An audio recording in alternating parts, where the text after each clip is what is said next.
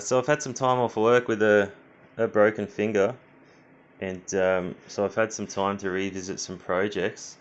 I've gone back to this Megadrive 1, it's the good audio model.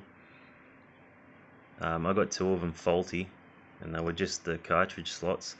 So yeah, this thing was in pieces, so is the other one, but I've gone back. I've tried a different installation method of my RGB bypass board. Here's an unpopulated one, but that's in there. I'll whack a picture on the video. Master System game to demo as well, just with one of my adapters there. It's just a pin adapter.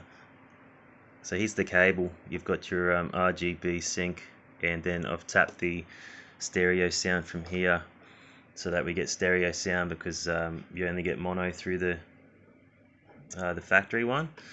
Then we've got 50-60 Hertz and Japanese English switch and a Master System pause button. So I've just switched the light off there. So initially I couldn't get rid of the jail bars, they were pretty prominent, but I tried this different installation method. I didn't really think lifting pins was going to help when I could just sever the RGB connection from factory on the back of the board by removing components. But it's helped a lot doing the pin lift. So I've put the board in and now I've run it through a PVM. It's absolutely jailbar free, which before it wasn't. So I wasn't even going to try it on an OSSC because it would have been awful, but it's almost perfect now, so I'll just switch it on through the OSSC. It's on PAL 60 mode.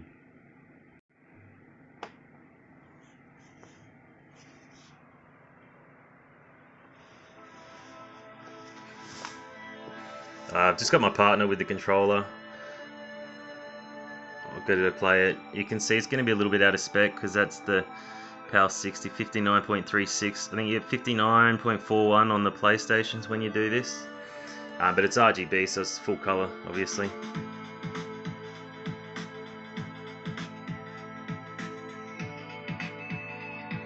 I previously have used a, what was it? It was a cheap component. It wasn't a cheap one. It was, I got it cheap, but what was it? Shiny Bow component. Yeah, RGB to component transcoder, encoder, whatever. That was pretty good, but that's in storage interstate, so I think most people are using devices like this these days.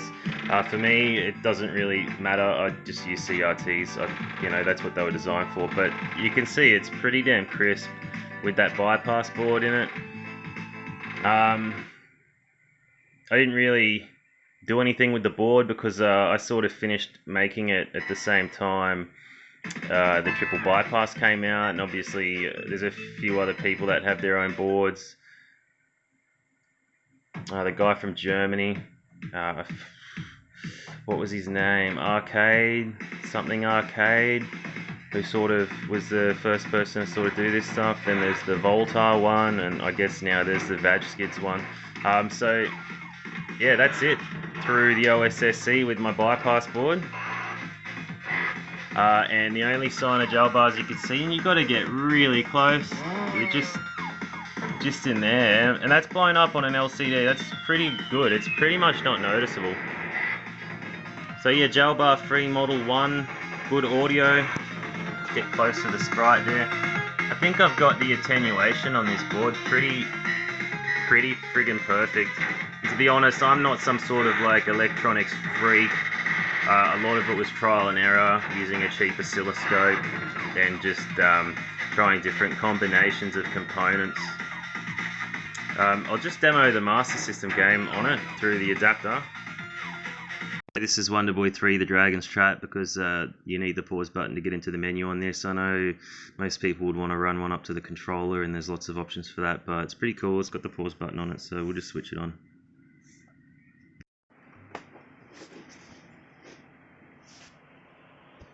First go, pins are nice and tight.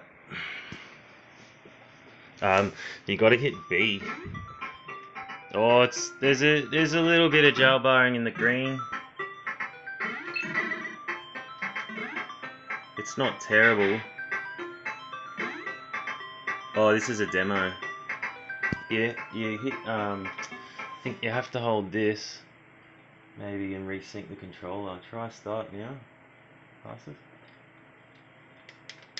Oh, I see. You went into continue.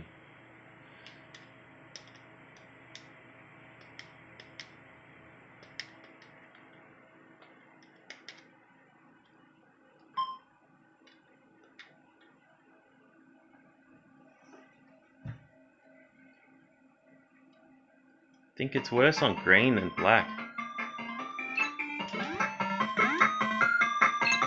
It's seriously, compared to what it was before the bypass, is pretty good. And then the pause button here on the back, which is just a momentary. So that is just pulling B11, which I've just grabbed from underneath the motherboard. 11 in on the bottom row from the left to the right. And one side of that to the switch and the other side of the switch to earth. So you're just pulling it low momentarily. You've got to push a button to get out of the menu. Yeah. But yeah, that's it. Pretty good for original hardware, especially this model one. Because it had terrible jailbars to begin with.